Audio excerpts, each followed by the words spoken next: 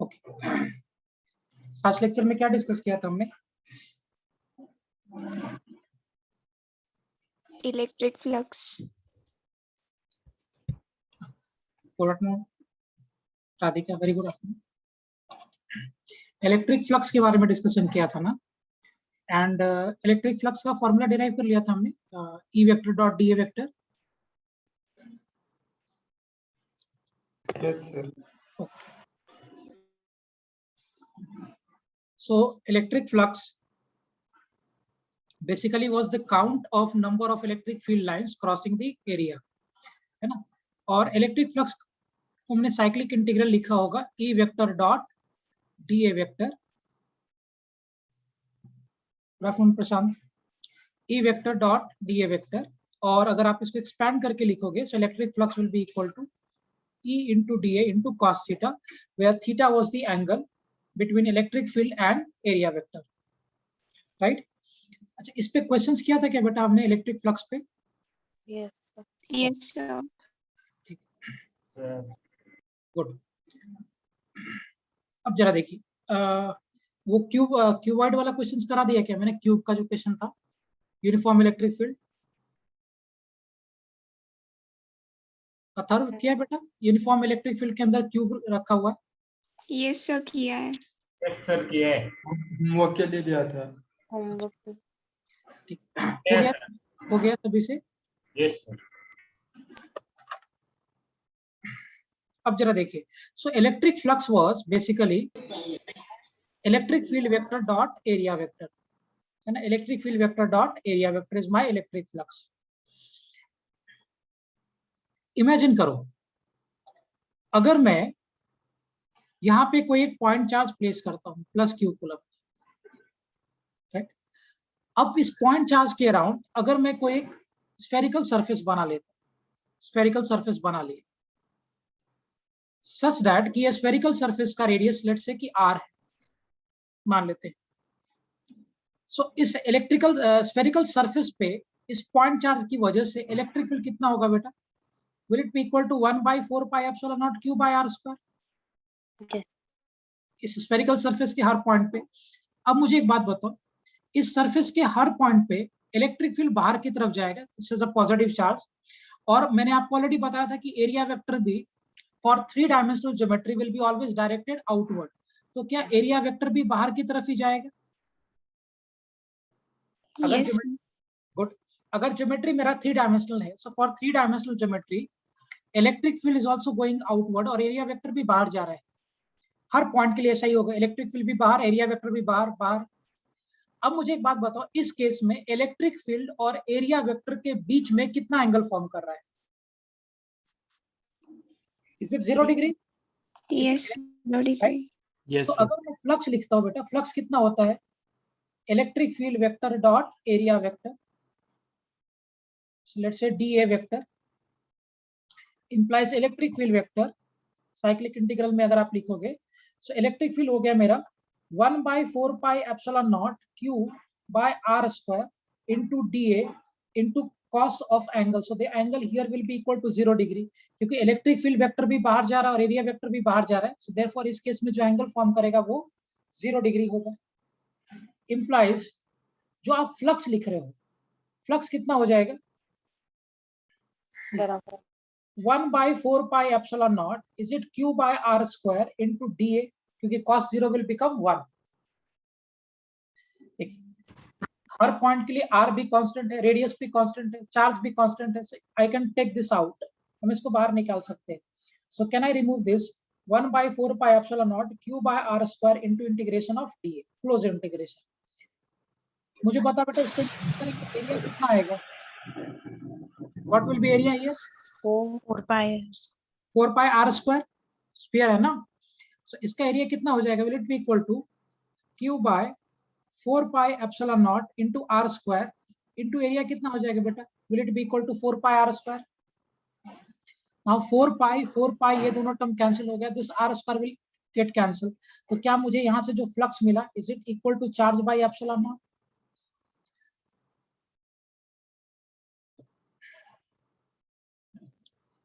होगा। Yes sir. Okay, so simple derivation कर रहा हूं मैं, इसमें कुछ खास है नहीं। मैं आपको डेरिवेशन के फॉर्म में पढ़ाऊंगा भी नहीं, आपको इक्वेशन के फॉर्म में हम पढ़ेंगे। सो मैंने एक पॉइंट चार्ज प्लेस कर दिया, उस पॉइंट चार्ज की वजह से कह रहा हूं मैंने एक स्फेरिकल सरफेस बना दिया है। तो स्फेरिकल सरफेस के हर पॉइंट पे जो इलेक्ट्रिक फील्ड का वैल्यू होगा that will be 1/4 pi epsilon naught q by r square. और इलेक्ट्रिक फील्ड वेक्टर और एरिया वेक्टर के बीच में जो एंगल फॉर्म होगा दैट विल बी 0 डिग्री। अगर आप इसको रख के इंटीग्रेट करोगे तो क्या मुझे फ्लक्स मिल रहा है q by epsilon naught. Yes sir. Right, good. Note कर लो बेटा, फिर आगे बात करते हैं। Just note down this. Done sir. Okay, अब मुझे एक बात बताओ, समझना बात ध्यान से। लेट्स से कि ये मेरा स्फीयर है और इस स्फीयर के अंदर मैंने चार्ज प्लेस कर दिया है। ध्यान रखना, मैंने चार्ज अंदर प्लेस कर दिया है। तो इस स्फेरिकल सरफेस से कितना फ्लक्स बनेगा? Will it be equal to q by epsilon naught as we have derived here, जैसा हमने यहाँ पे डिराइव किया था। तो क्या सेम वे में अगर हम यहाँ पे भी करेंगे, और here we have placed the charge और इसके अराउंड मैंने एक स्फेरिकल सरफेस प्लॉट किया है, तो क्या स्फेरिकल सरफेस पे जो फ्लक्स बनेगा will it be equal to q by epsilon naught? Yes sir. लेकिन मुझे बताओ, अगर मेरा ये सरफेस स्फेरिकल ना होके ये सरफेस मेरा जिगजैग वे में होता, एब्रप्ट सरफेस होता, और फिर से मैंने इसके अंदर चार्ज प्लेस कर दिया q कूलम का, तो क्या जो सेकंड सरफेस पे जो मेरा फ्लक्स होगा, इस सरफेस पे जो फ्लक्स होगा, क्या ये भी q बाय एप्सिलॉन नॉट होगा कि चेंज हो जाएगा? No sir. Yes, q by epsilon. Q by epsilon naught. Q by epsilon naught. मुझे लॉजिक चाहिए, बगैर लॉजिक के मैं एक्सेप्ट नहीं करूंगा। Flux is independent of radius of surface. वो हाउ? जस्ट मुझे अंडरस्टैंडिंग चाहिए, कैसे इंडिपेंडेंट है? Asha is also saying same, but कैसे बेटा इंडिपेंडेंट क्यों है? देखो समझाता हूं, ध्यान से अच्छे से समझना मेरी बात। एक काम करो, इस प्लस क्यू के चारों तरफ एक स्फेरिकल सरफेस बना दो। सो यहां से इलेक्ट्रिक फील्ड लाइंस बाहर की तरफ निकल के जाएगा। इलेक्ट्रिक फील्ड लाइंस ऐसे मान लो निकल के जा रहा है यहाँ से, since it's a positive charge, तो इलेक्ट्रिक फील्ड लाइंस यहाँ से बाहर की तरफ मूव करेगा। ओके, ठीक है, ऐसे देखते हैं बेटा। सो फील्ड लाइंस यहाँ से ओरिजिनेट करके it will move in the outward direction, बाहर की तरफ मूव करेगा क्योंकि ये पॉजिटिव चार्ज है। मैंने इलेक्ट्रिक फ्लक्स जब आपको एक्सप्लेन किया था, मैंने डेफिनेशन क्या दिया था कि electric flux is a count of number of electric field lines crossing the area. मुझे एक बात बताओ बेटा, क्या जितने लाइंस इस स्फेरिकल सरफेस से पास कर रहे हैं, क्या उतने ही लाइंस ये आउटर स्फेरिकल सरफेस से पास कर रहे हैं? Yes sir. तो क्या जो स्फीयर में जितना फ्लक्स बनेगा, क्या जितना फ्लक्स स्फेरिकल सरफेस में बनेगा, क्या उतना ही फ्लक्स आउटर सरफेस में भी बनेगा? Yes sir. यस। इसका मतलब क्या है कि इस चार्ज के अराउंड आप कुछ भी रख दो, कोई भी सरफेस रख दो, बस वो क्लोज्ड होना चाहिए। उस क्लोज सरफेस से जो फ्लक्स बनेगा that will be equal to q by epsilon naught. Am I clear everyone? Yes sir. As we can include every points on the surface in some space of flux through every point will be q by epsilon naught. Yes, we can think like that. मेरा बोलना क्या था इस case में, एक minute Piyush, I'll come to the previous slide. मेरा बोलना क्या था इस केस में कि अगर आप चार्ज के चारों तरफ स्फीयर की जगह पे कोई और भी सरफेस रखो, फ्लक्स में कोई फर्क नहीं पड़ेगा। वो q by epsilon not sphere के लिए भी था, आप कोई और भी सरफेस रखोगे तो उसके लिए भी q बाय एप्सिलॉन नॉट ही होगा। That is not going to change. Am I clear? Properly सभी को समझा? Yes, sir. अब मुझे एक बात बताओ, मैं इधर कोई पॉइंट चार्ज रखता हूं और मेरा एक स्फेरिकल सरफेस बाहर है, पॉइंट चार्ज बाहर रखा है, स्फेरिकल सरफेस इधर है।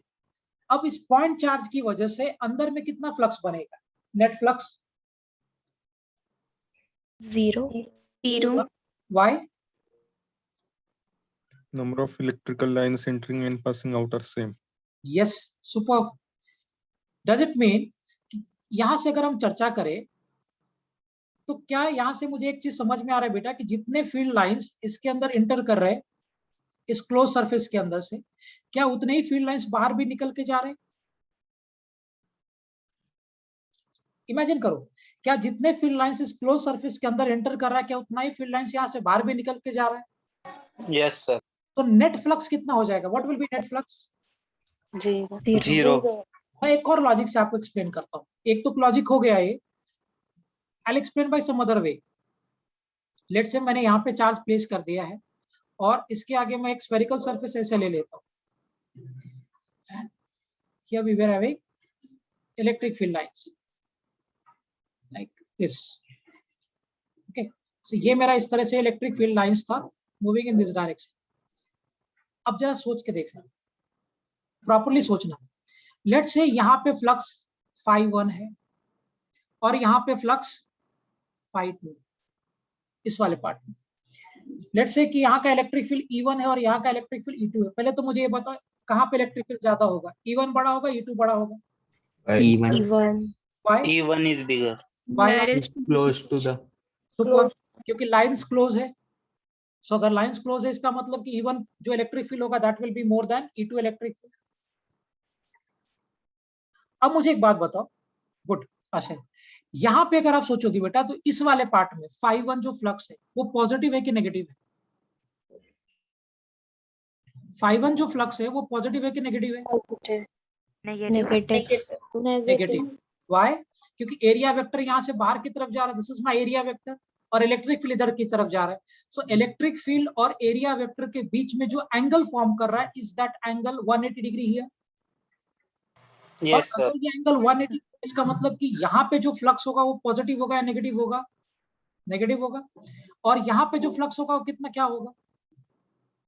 Positive. सो बेसिकली ये फ्लक्स मेरा पॉजिटिव है और ये वाला फ्लक्स मेरा negative, because here area vector is outward. So electric field भी बाहर की तरफ, एरिया वेक्टर भी बाहर की तरफ, and therefore the angle is zero और एक्यूट। तो यहाँ पे मेरा फ्लक्स पॉजिटिव, यहाँ पे मेरा फ्लक्स नेगेटिव।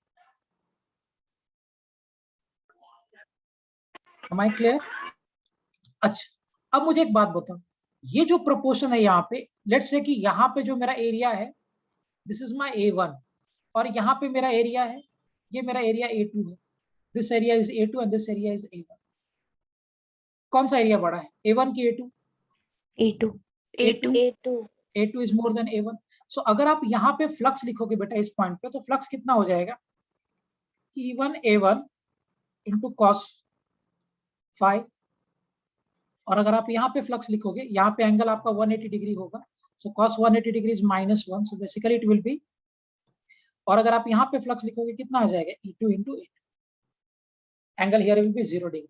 अब एक बात समझ में आ रहा है,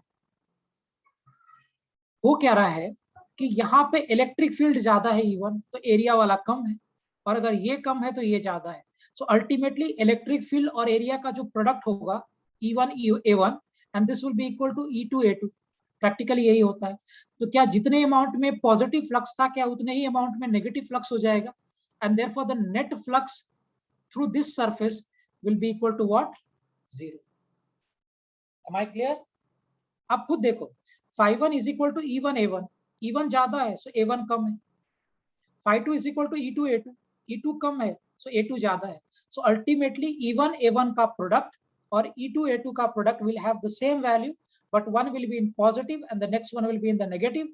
So therefore अगर आप इसको ऐड कर दोगे for net flux, that is phi1 plus phi2, so this will become phi net will become 0. Am I clear? चाहिए तो आप इसको ऐसे सोच लो, या if you want you can think like this कि जो नेट फ्लक्स बनता है वो बाहर वाले चार्ज की वजह से 0 बनेगा। क्यों 0 बनेगा? क्योंकि इस चार्ज की वजह से जितने फील्ड लाइंस इंटर किए उतने ही फील्ड लाइंस एग्जिट कर गए, so therefore net field lines will be 0। Am I clear everyone? Yes sir. Star mark देके बेटा ये नोट कर लो पॉइंट, ये लिख लो। I'll go to this. Piyush होने के बाद मुझे बोलो बेटा, फिर आगे बढ़ते।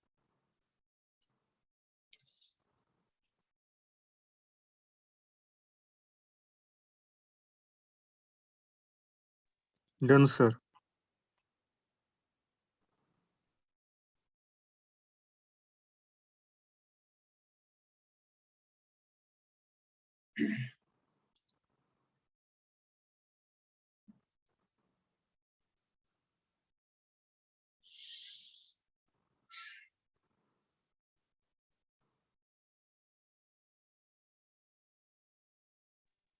Done. Okay. Shall I move ahead? Yes, sir. लिखिए जरा क्वेश्चंस, सिंपल सिंपल बनाएंगे. ओके, सो हम आई विल डिस्कस दैट. मान लो मेरा एक ऐसा स्फेरिकल सरफेस है और अंदर में चार्ज दिया मान लो 2 माइक्रोकूलम का, -3 माइक्रोकूलम का, 4 माइक्रोकूलम का एंड 5 माइक्रोकूलम का. आपसे पूछा जा रहा है फाइंड नेट फ्लक्स. करिए, फाइंड नेट फ्लक्स.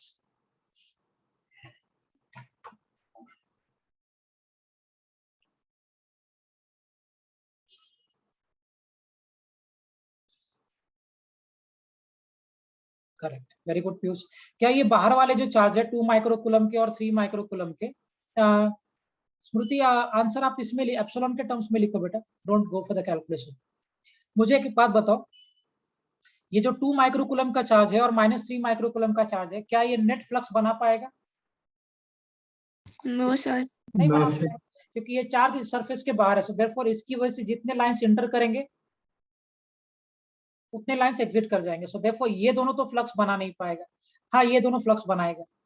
क्या इस 4 कूलम माइक्रोकूलम की वजह से और 5 माइक्रोकूलम की वजह से जो फ्लक्स बनेगा, क्या ये फ्लक्स एक दूसरे को सपोर्ट करेगा कि अपोज करेगा?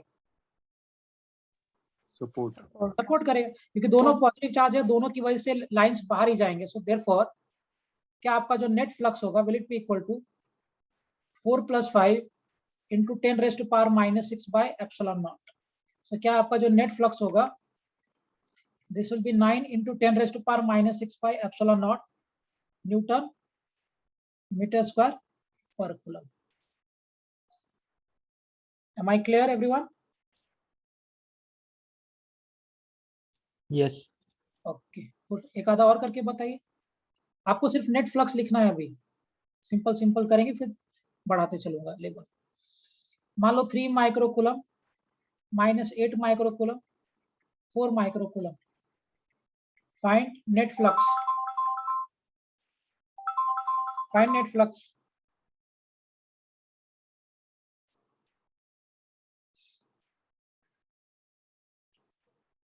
Find out the net flux.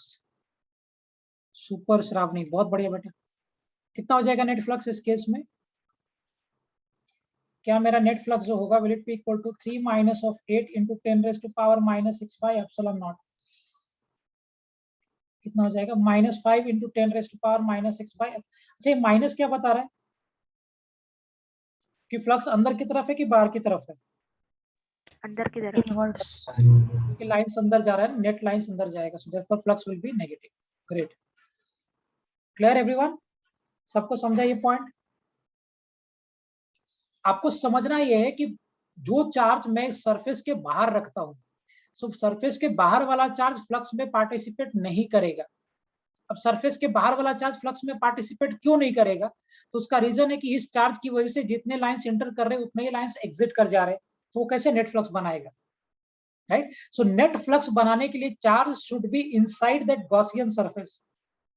ये सरफेस के अंदर होना चाहिए, बाहर नहीं. Am I clear? Yes sir. चलो जरा इसको करके मुझे बताओ. मान लो कि एक मेरा स्फेरिकल सरफेस है और इसमें मैंने रॉड प्लेस कर दिया है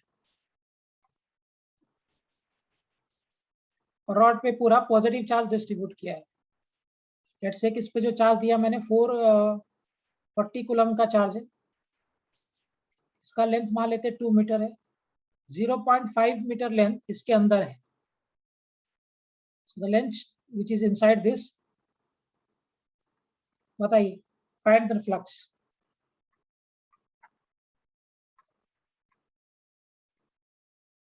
करिए, find the flux.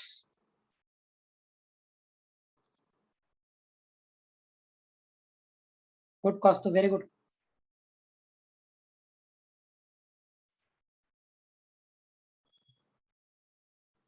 Good Ashay, very good बेटा. Excellent, both of you.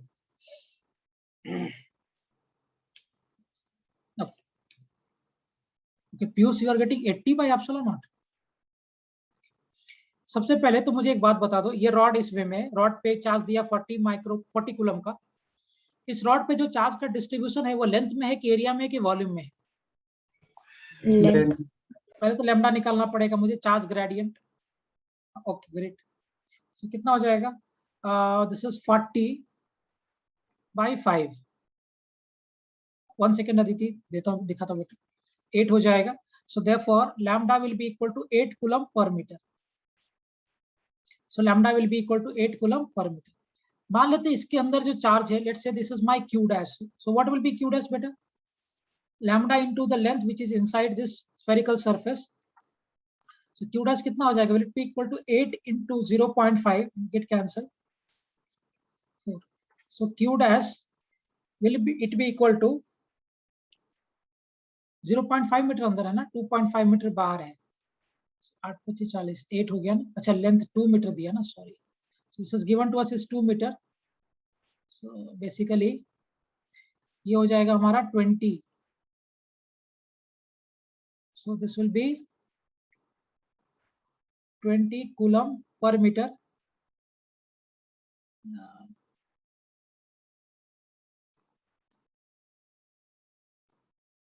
will it be equal to 10 coulomb? yes or no? होगा 10 कूलम।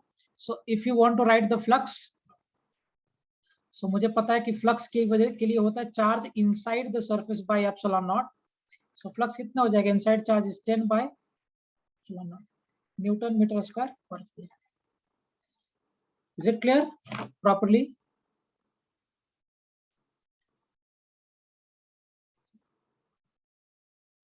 Yes. गुड। हाँ अदिति देखो, लाइट स्लाइड किया हमने। सिंपल सा फंडा है। बाहर वाला में जो चार्ज है वो फ्लक्स नहीं बना सकता भैया। बाहर का चार्ज फ्लक्स Then, क्यों नहीं sir. बना सकता? ओके बाहर का इंपॉर्टेंट ये समझना है कि बाहर का चार्ज फ्लक्स आखिरी बना क्यों नहीं रहा है। फ्लक्स तो बना ही रहा है लेकिन नेट फ्लक्स नहीं बना रहा है।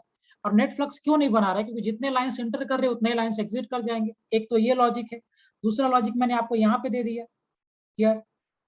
जो आप लॉजिक समझ में आता है आप वैसे एनालाइज कर सकते हो। इस टाइप का और कराऊं? एक और कर लो।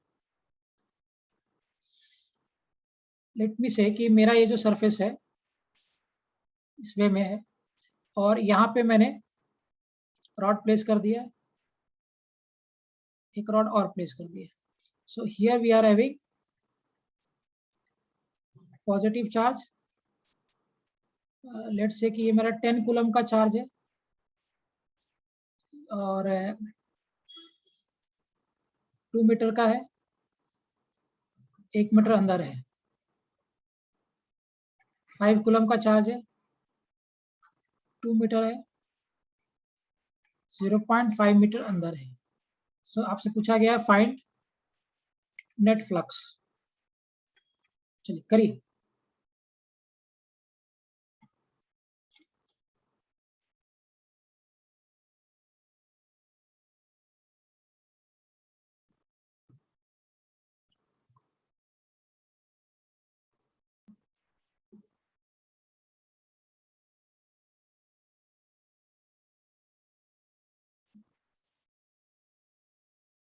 ओके देखते श्रावणी।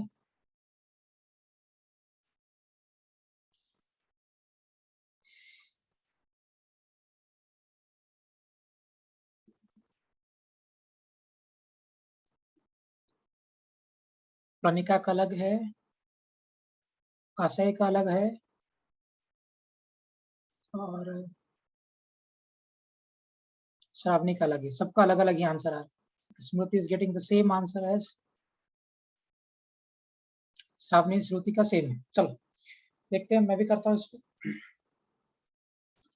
कैसे डील करोगे इसको? सो फॉर दिस मान लेते बेटा कि यहाँ का चार्ज क्यू डैश है और इस सेक्शन का चार्ज क्यू डबल डैश है। तो पहले इस रॉड के लिए बात करते हैं। So for this rod lambda पहले निकालना पड़ेगा। लेट्स से कि ये मेरा रॉड ए है और ये मेरा रॉड बी है। सो अगर आप रॉड ए के लिए एनालाइज करोगे तो लैम्डा कितना हो जाएगा? Will it be equal to 10 divided by 2, so 5। So क्या मेरा लैम्डा जो हो गया, दिस इज 5 कूलम पर मीटर फॉर दिस वन। और अगर ये 5 कूलम पर मीटर हो गया और ये 1 मीटर का है सो इंप्लाइज कि क्यू डैश कितना हो जाएगा, दिस इज 5 into 1, सो क्या Q dash will be equal to 5 coulomb, तो यहाँ पे तो प्लस 5 कूलम का चार्ज होगा। Now if we go for the rod B, अगर हम उसी तरीके से रॉड बी के लिए जाए, इसका लैम्डा कितना हो जाएगा 5/2, मतलब 2.25 कूलम पर मीटर। सो इसके अंदर में जो चार्ज हो जाएगा that is Q dash equal to lambda into what, हां बेटा 2.5, सो देयरफॉर क्यू डैश कितना हो जाएगा बेटा, lambda is what 2.5 into 5, so will it be q dash will be equal to what 1.25 coulomb, minus में ये होगा ना। so if it is 1.525 coulomb, so net charge कितना हो जाएगा inside, q in will be equal to q dash plus q double dash, इसका मतलब कि जो चार्ज इनसाइड है 5 माइनस ऑफ,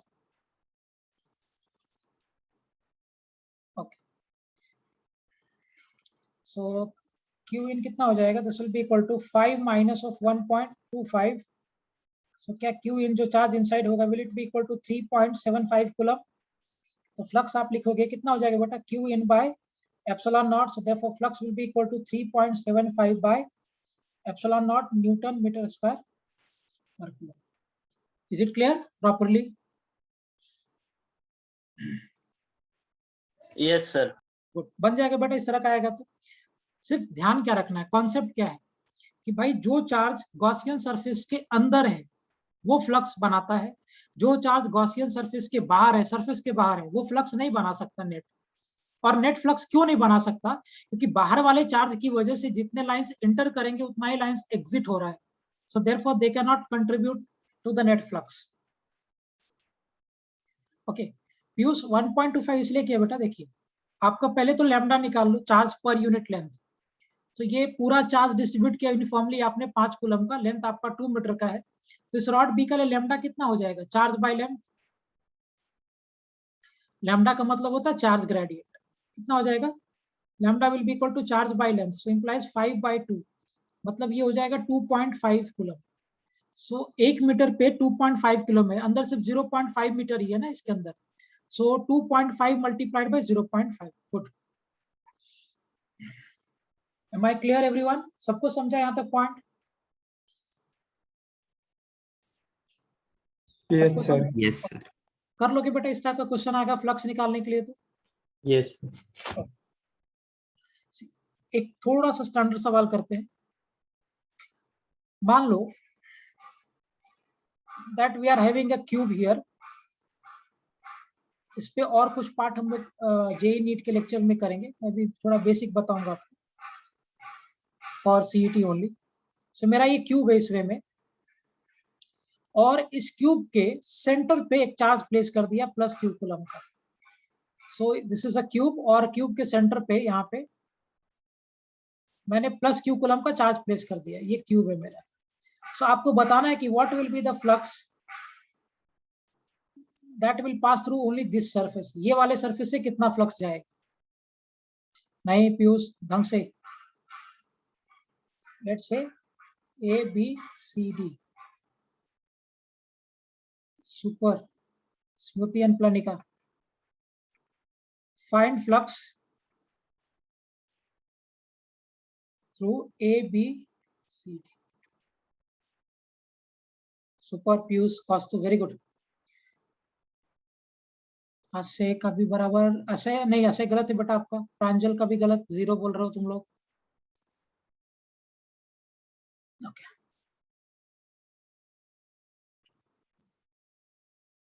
गौरव गुड।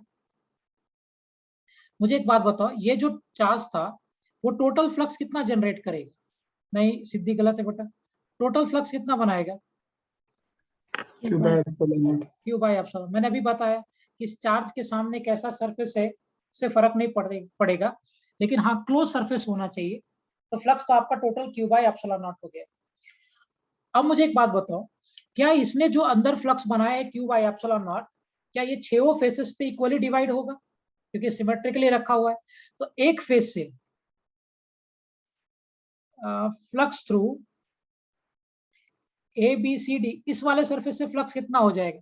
क्या ये टोटल फ्लक्स का, यस सार्थक वेरी गुड, क्या ये टोटल फ्लक्स का 1/6 होगा? सो कैन आई से कि flux through A B C D will be equal to Q by 6 epsilon naught.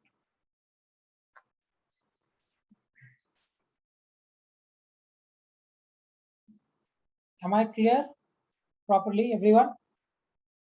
Yes, sir. Good.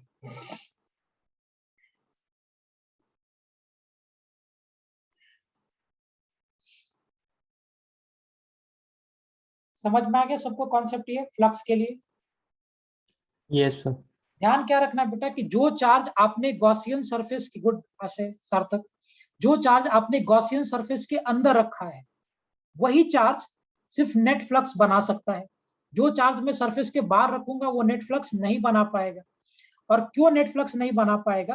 क्योंकि बाहर वाले चार्ज की वजह से जितने फील्ड लाइंस सरफेस के अंदर इंटर कर रहा है उतना ही फील्ड लाइंस सरफेस को छोड़ के बाहर भी निकल जाएगा।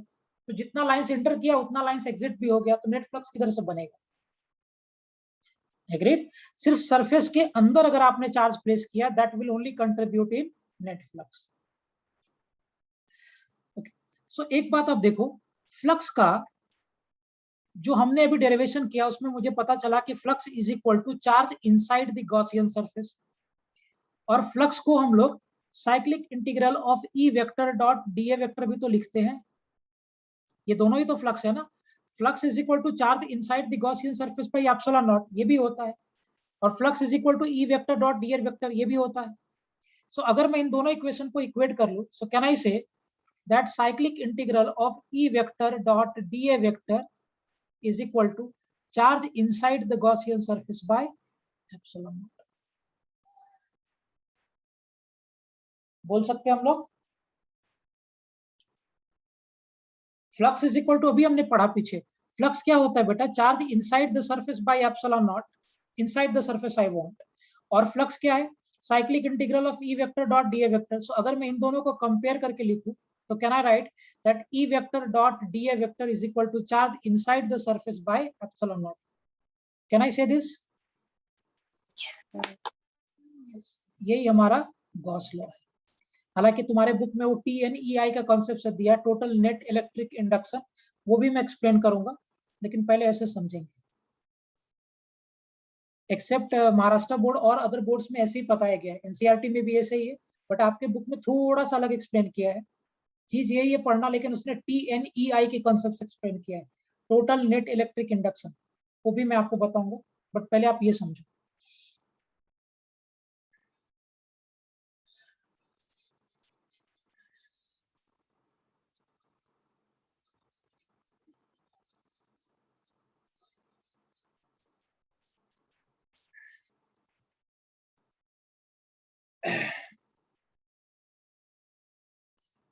Is it clear properly? ये जो आपको लॉ मिला है, this is your Gauss law.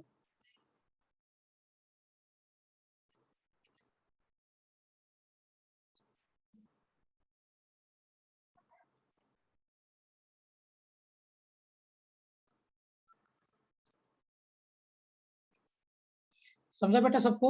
आगे बढ़े? Yes, sir. सो अभी तक हमने 2-3 इंपॉर्टेंट पॉइंट्स देखा। पहला जो पॉइंट था दैट वाज कि जो आपका नेट फ्लक्स बनेगा वो नेट फ्लक्स सिर्फ उसी चार्ज की वजह से बनेगा जो चार्ज आपके गॉसियन सरफेस के अंदर है, नंबर 1। जो चार्ज गॉसियन सरफेस के बाहर है उस चार्ज की वजह से फ्लक्स नहीं बन सकता नेट। और क्यों नहीं बन सकता? क्योंकि जो चार्ज बाहर रखा है आपने, उस चार्ज की वजह से जितने फील्ड लाइंस इंटर करेंगे उतने ही फील्ड लाइंस एग्जिट भी कर जाएंगे, सो नेट फील्ड लाइंस नहीं रहेगा। Therefore, the charge which is placed inside the Gaussian surface, only that will contribute in the net flux, and the charge which is placed outside the Gaussian surface will not contribute in net flux. वो net flux नहीं बना पाए। Okay, अब देखो जब हम Gaussian surface बोल रहे हैं, हालांकि तुम लोग को उतना नहीं आएगा, फॉर नीट एंड जेई वो इंपॉर्टेंट है, तो मैं उस लेक्चर में आपको समझाऊंगा। बट सिर्फ अभी हम प्रॉपर्टीज लिख देंगे कि how to plot a Gaussian surface, है ना। तो गॉसियन सरफेस जब आप प्लॉट करोगे, ऐसा कोई रूल नहीं है कि ऐसे ही करना है, बट जनरली हम ऐसे करते हैं just to simplify the calculation. जब आप गॉसियन सरफेस प्लॉट करोगे बेटा, तो गॉसियन सरफेस प्लॉट करते वक्त हमें यह ध्यान रखना है कि गॉसियन सरफेस के if the charge in is on surface, what is flux? Oh, good question. इसने पूछा है, ओके रादल एक क्वेश्चन पूछा है मुझे, आप मुझे एक बात बताओ कि अगर ये चार्ज ये सरफेस पे है तो फ्लक्स थ्रू द सरफेस कितना हो जाएगा? 0। क्यों कॉस्ट ऑफ 0 क्यों होगा भाई? सर क्योंकि अंदर नहीं है। अंदर नहीं है, सुपर, समझ में आ गया बेटा। चार्ज अंदर चाहिए, सरफेस पे भी रहेगा तो काम चलने वाला नहीं है। अगर चार्ज आप सरफेस पे भी रख दोगे, वो चार्ज भी फ्लक्स नहीं बना सकता। हाँ, इसके जस्ट अगर अंदर रख दिया तो भी मेरा काम बन जाएगा। सरफेस पे रखा तो कोई फर्क नहीं, बाहर रखोगे तो कोई बात ही नहीं करता। Is it clear? सरफेस के जस्ट अंदर रख दोगे तो भी काम चला जाएगा। सो टोटल फ्लक्स फॉर्म करने के लिए charge should be inside the surface, not on the surface. Outside है तो बात ही नहीं करनी। इज इट क्लियर बेटा? Okay good. गॉसियन सरफेस जब हम प्लॉट करते हैं, तो गॉसियन सरफेस प्लॉट करने के समय हमें कुछ ध्यान रखना है, कुछ बातें।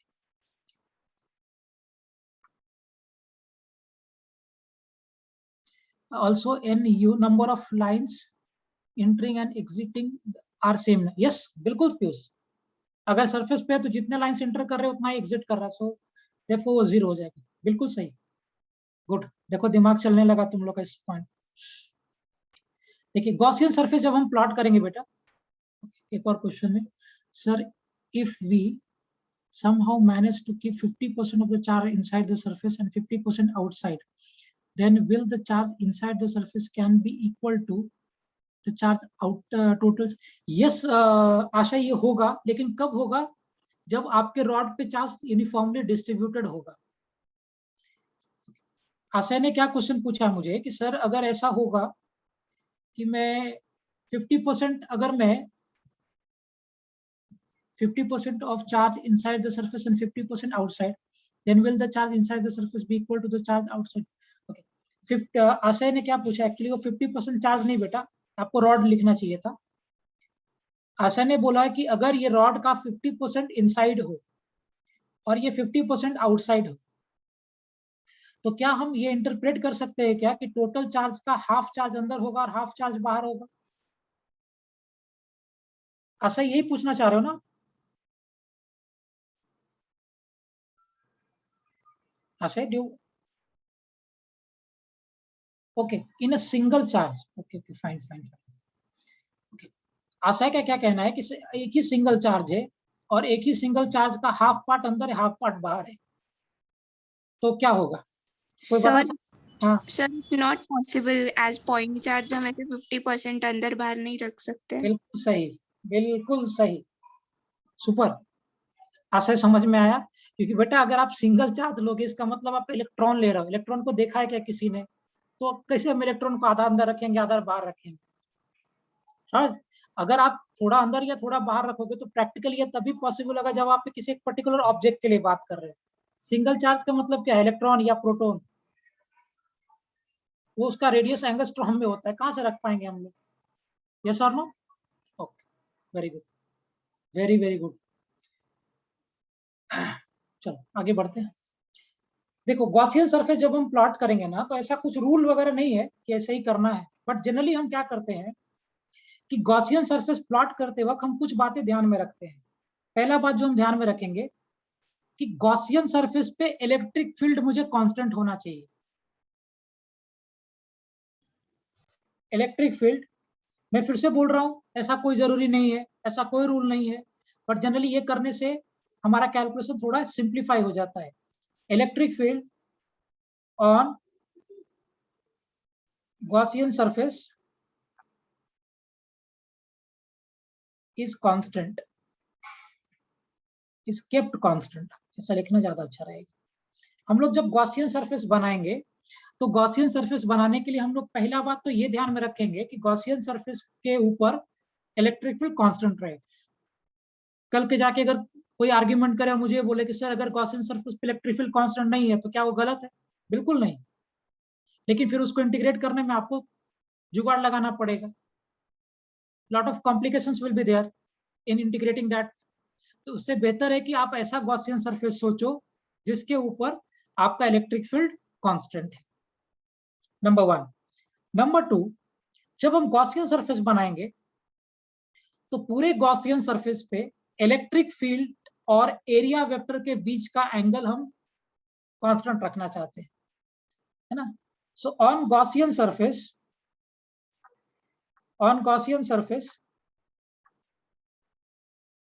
Angle between electric field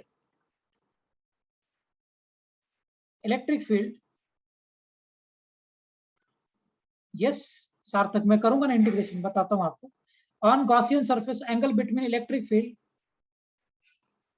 and area vector is kept constant. ऐसा नहीं कि एंगल चेंज होगा तो हम गॉस लॉ नहीं लगा सकते, लेकिन उसके लिए फिर मुझे एडवांस मैथमेटिक्स चाहिए, एंड वो हमें वहां पे जाना नहीं है ना। तो जब आप गॉसियन सरफेस बनाओगे तो गॉसियन सरफेस के लिए पहला पॉइंट है कि गॉसियन सरफेस पे ऊपर इलेक्ट्रिक फील्ड कांस्टेंट रहना चाहिए, पहली बात। दूसरी बात, गॉसियन सरफेस पे एरिया वेक्टर और इलेक्ट्रिक फील्ड वेक्टर के बीच में जो एंगल फॉर्म करेगा that should be kept constant, वो कांस्टेंट रहना चाहिए। ये दो बहुत इंपॉर्टेंट पॉइंट है। तीसरा पॉइंट जो इक्वली इंपॉर्टेंट है कि गॉसियन सरफेस पे जो आपका चार्ज होगा ना वो सिमेट्रिक रहना चाहिए।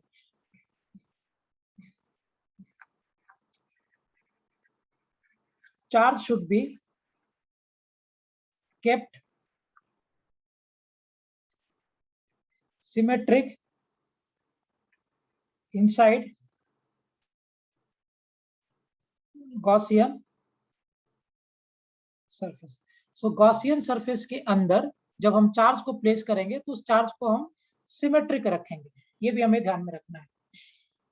सो जनरली ये तीन बातें जब आप गॉसियन सरफेस प्लॉट करोगे बेटा, सो गॉसियन सरफेस प्लॉट करने के लिए these are 3 very very important points जो हम फॉलो करेंगे तो मेरा कैलकुलेशन आसान हो जाएगा। नंबर 1 कि गॉसियन सरफेस के हर पॉइंट पे आप इलेक्ट्रिक फील्ड को कांस्टेंट रखोगे। नंबर 2, गॉसियन सरफेस पे इलेक्ट्रिक फील्ड और एरिया वेक्टर के बीच में जो एंगल फॉर्म होगा उसको भी आप कांस्टेंट रखोगे।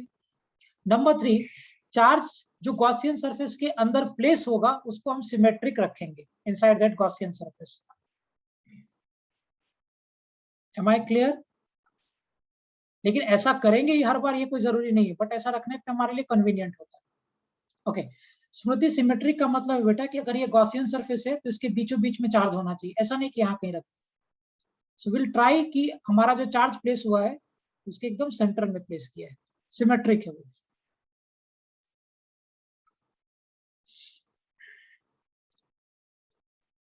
Is it clear? नोट कर लो सब लोग, फिर आगे बात करते हैं। Done sir. Okay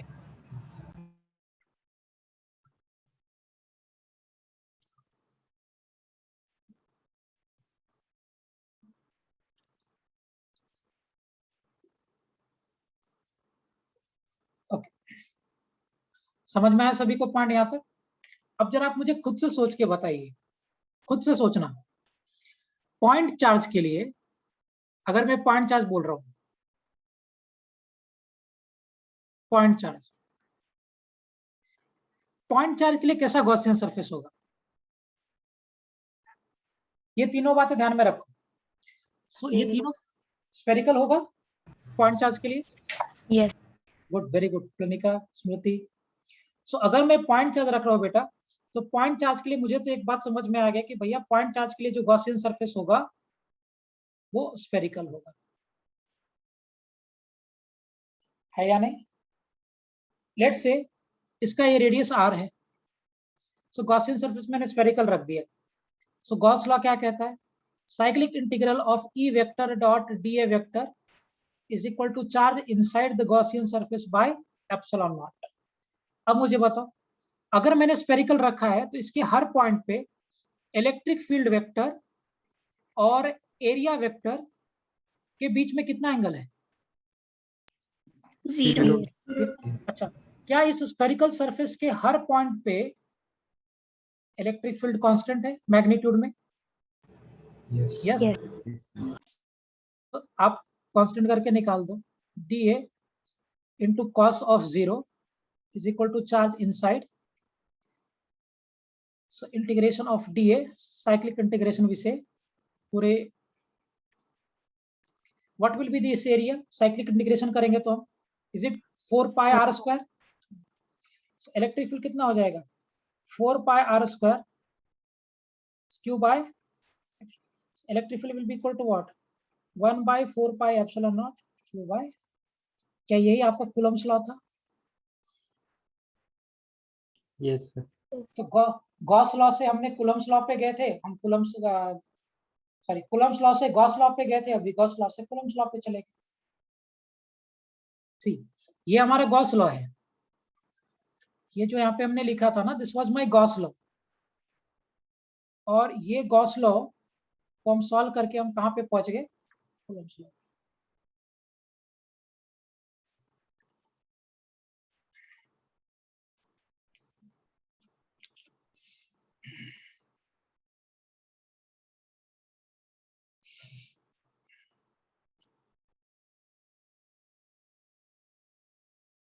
Am I clear properly सबको? Yes, sir. ये पॉइंट चार्ज के लिए हमने किया फंडा। अभी हम लाइन चार्ज के लिए करते हैं, बताओ कैसा होगा गॉसियन सरफेस? Cylindrical. प्लीज पिछला स्लाइड दिखाइए ना। हाँ, एक मिनट बेटा, लिख लेता हूँ बस हेडिंग। चलो भाई, बाकी लोग खुद से करो लाइन चार्ज के लिए, सब लोग करो प्रूफ।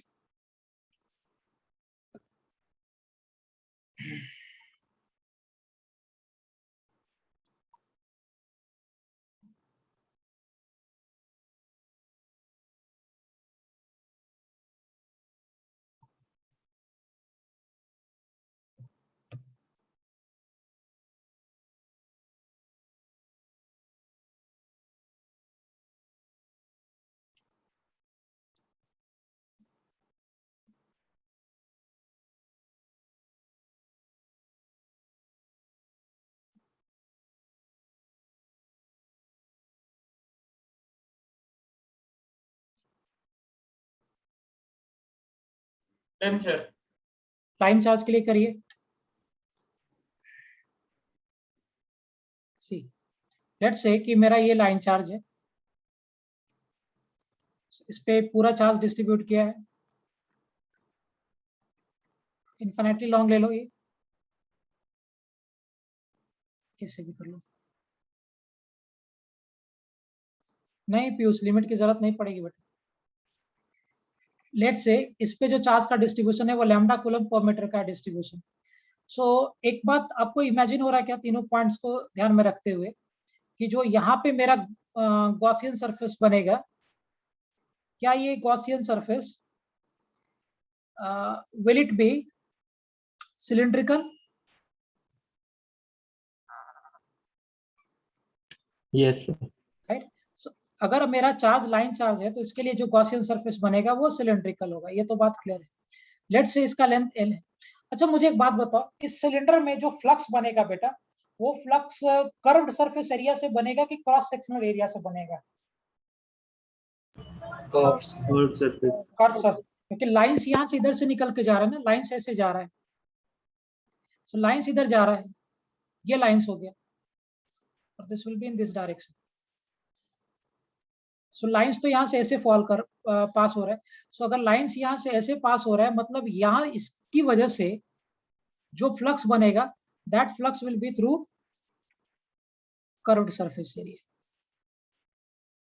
है ना। मान लेते हैं कि इसका रेडियस मेरा आर है,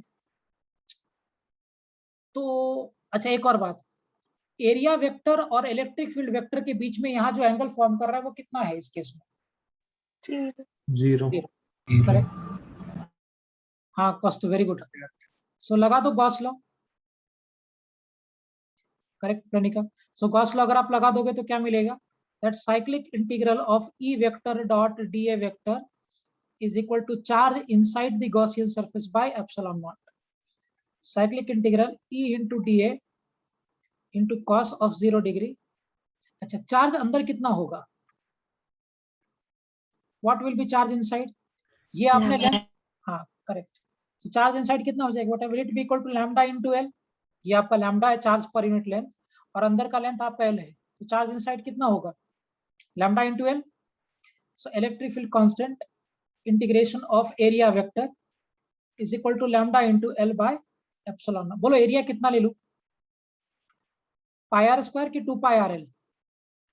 2 pi RL. Correct. So 2 pi r l is equal to lambda into l by epsilon. 2 pi r l का मतलब हो गया कर्व्ड सरफेस एरिया, और मुझे दिख रहा है कि यहाँ पे जो फ्लक्स पास हो रहा है वो कर्व्ड सरफेस से ही हो रहा है. So therefore area will be taking 2 pi r L. L and L will get cancel. So electric field कितना हो जाएगा? Lambda by 2 pi epsilon naught. ये सारे फॉर्मूलाज याद रहने चाहिए भाई, बोर्ड्स के लिए और सीटी के लिए. Is it clear? Kaustubh, Smriti, कोई मुझे बताओ दोनों में से, क्या ऐसा फॉर्मूला हमने कभी पहले डिराइव किया था?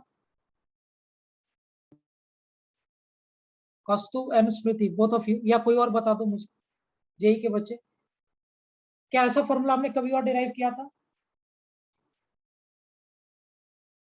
नहीं याद है तुम लोग को? कब किया था Kaustubh? When we did this?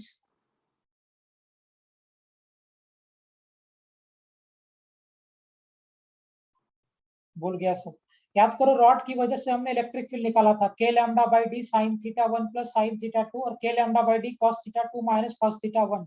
वहीं पे मैंने आपको बताया था कि अगर ये रॉड इन्फिनेटली लॉन्ग होगा तो थीटा 1 थीटा 2 दोनों 90 डिग्री हो जाएगा, और उस केस में सिर्फ इलेक्ट्रिक फील्ड इस डायरेक्शन में हो जाएगा, वर्टिकली कैंसिल हो जाता है. फाइन. लनिका याद है बेटा आपको? पहले हमने डिस्कस किया था ये बातें. So for line charge, electric field will become lambda by 2 pi epsilon naught r, and for point charge it is 1 by 4 pi epsilon naught q by r square. ये दोनों हमने किया है गॉस लॉ के हेल्प से.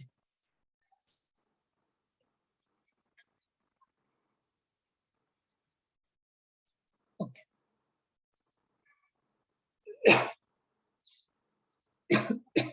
हो गया सभी का?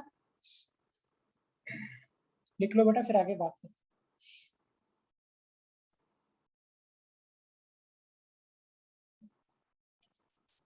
बेसिकली गॉस लॉ और कूलम्स लॉ दोनों लॉज है टू कैलकुलेट इलेक्ट्रिक फील्ड. तो गॉस लॉ पढ़ने से पहले हमने फ्लक्स देखा, फिर फ्लक्स का फॉर्मूला डिराइव किया, ई vector dot d A vector cyclic integral. फिर बाद में उसी फॉर्मूला को थोड़ा मॉडिफाई करके Q in by epsilon not भी किया, अंदर वाले चार्ज की वजह से ही फ्लक्स बनेगा, और अभी हम उसी का यूज कर रहे हैं गॉस लॉ का to calculate electric field.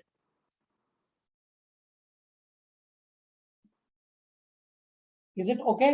Clear यहाँ तक पॉइंट सभी को? Yes sir. अच्छा, आगे बढ़ते हैं. Yes sir. ठीक है, एक और प्रूफ कर लेते हैं लास्ट. थिन शीट, पतला सा शीट लेते हैं हम लोग.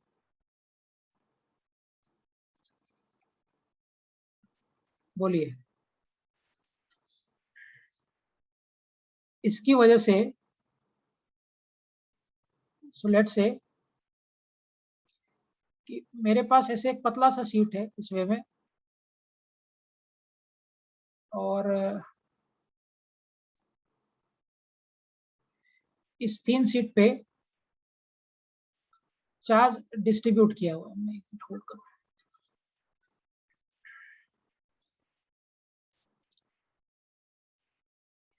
इसकी वजह से मुझे फ्लक्स पता करना. अच्छा, क्यूब, पीयूष मुझे रिमाइंड करना बेटा, कल मॉर्निंग लेक्चर में आपको मैं क्यूब एक्सप्लेन कर दूंगा. रिमाइंड मी इन टुमारोज मॉर्निंग लेक्चर.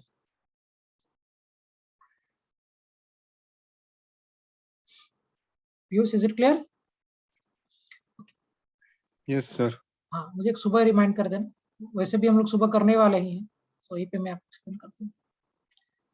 ओके, मुझे बता दो, ये मेरा थिन शीट है, इसका दिया है सिग्मा कूलम पर मीटर स्क्वायर. इसकी वजह से मुझे इलेक्ट्रिक फील्ड चाहिए.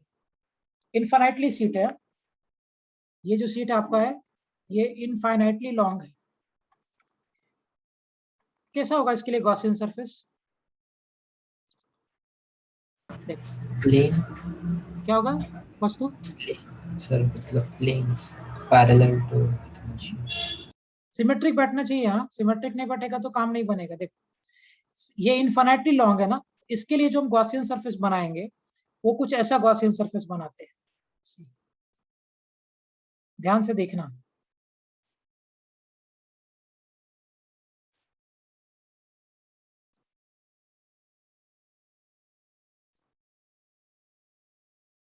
ये मेरा कुछ गॉसियन सरफेस ऐसा होता है। लेट्स से कि ये मेरा एरिया डीए है। So, ये मैं क्रॉस सेक्शनल एरिया ले लेता हूं यहाँ पे। तो मुझे एक बात बताओ कि यहाँ पे भी जो एरिया होगा क्या वो इतना ही एरिया होगा जो प्लेट पे रहेगा? राइट, सिर्फ हम इसकी वजह से ही निकालते हैं। जस्ट सी, ये ऐसा। तो आप मान लो कि ये मेरा एरिया है डीए मीटर स्क्वायर लेट से, तो मैं डीए लेता हूँ। हाँ करेक्ट, थोड़ा सा देखना पड़ेगा कॉस्ट्यूम। ये डी एरिया ले रहा हूं मैं, d A metre square, let's say this is d A here. अब मुझे एक बात बताइए, ये सिग्मा दिया इतने पार्ट में, क्योंकि ये बाहर वाला तो फ्लक्स बनाएगा नहीं, ये तो सब आउटर चार्ज है। इस सिलेंडर के अंदर जो चार्ज है वो कितना चार्ज है बेटा सिलेंडर के अंदर? क्या ये वाला? हाँ स्क्वायर हाँ बेटा, पाई आर स्क्वायर नहीं, इनटू पाई आर स्क्वायर। एक मिनट, ये सिग्मा दिया है। अगर ये एरिया मेरा डीए है तो क्या यहाँ वाला एरिया भी मेरा डीए होगा? तो इसके अंदर जो चार्ज हो जाएगा, इतने पार्ट में जो चार्ज हो जाएगा, will it be equal to sigma into d A? Yes sir. Super. Piyush तुम्हें समझा बेटा sigma into d A? Yes sir. Okay, आप इमेजिन करो ना, ऐसा मेरा शीट है और ये मेरा सिलेंडर ऐसे मैंने इंसर्ट किया है। तो अगर ये सिलेंडर के फ्रंट फेस का एरिया डीए है तो यहाँ वाला भी एरिया डीए होगा। So if it is d A, so this will be d A. So इसके अंदर का जो चार्ज हो जाएगा this will be sigma into d A. अब मुझे एक बात बताओ, यहाँ से लाइन्स इधर भी जाएंगे, 3 शीट पतला सा शीट, और इधर भी जाएंगे इलेक्ट्रिक लाइन्स। तो यहाँ पे जो फ्लक्स बनेगा, इधर का फ्लक्स और इधर का फ्लक्स, क्या दोनों पॉजिटिव है कि एक पॉजिटिव है दूसरा negative? One positive, one negative.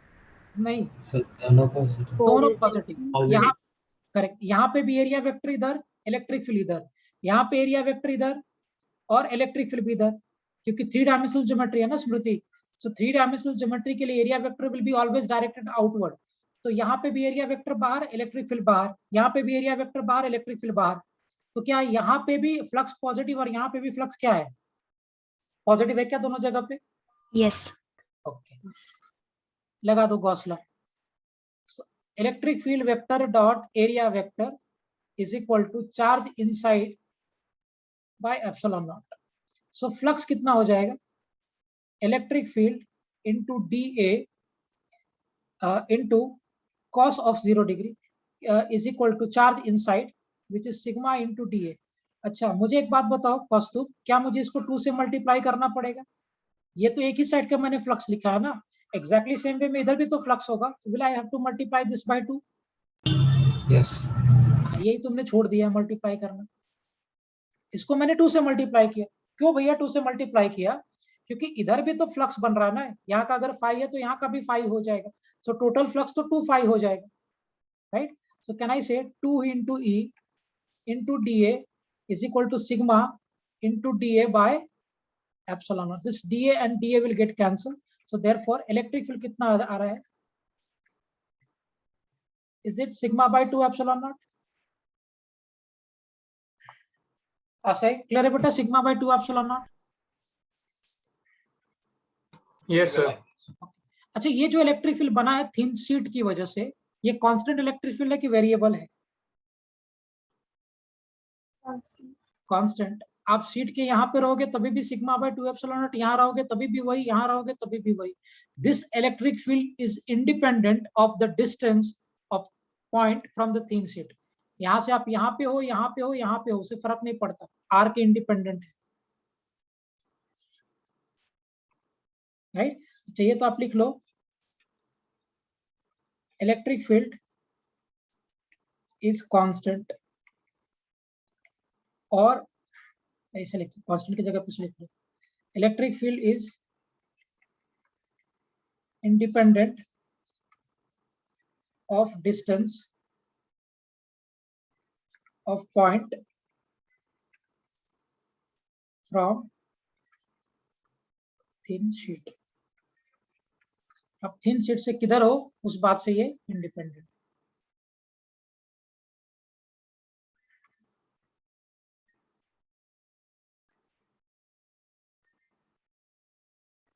Is it clear, everyone? Yes. Yes. Yes, sir. Yes. Good. स्मृति क्या पूछ रहे हो बेटा, एक मुझे समझा नहीं।